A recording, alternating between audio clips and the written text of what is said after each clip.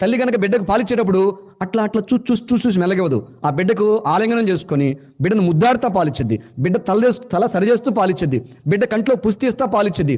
బిడ్డ కాళ్ళకి ఏమైనా మట్టి అయితే తుడుచుకుంటా పాలిచ్చిద్ది. బిడ్డ గోళ్ళు ఉంటే ఆ గోళ్ళు నోటితో కొరికేస్తూ పాలిచ్చిద్ది. తెలుసా? బిడ్డను ఆలింగనం చేసుకుంటుంది అనమాట. యేసుక్రీస్తు ప్రభువు కూడా తల్లి లాంటి ప్రేమ, తల్లికి మించిన ప్రేమ. తెలిసిన నిలువెల్లా అట్లా అప్పగించుకున్నాడు సిలువలో.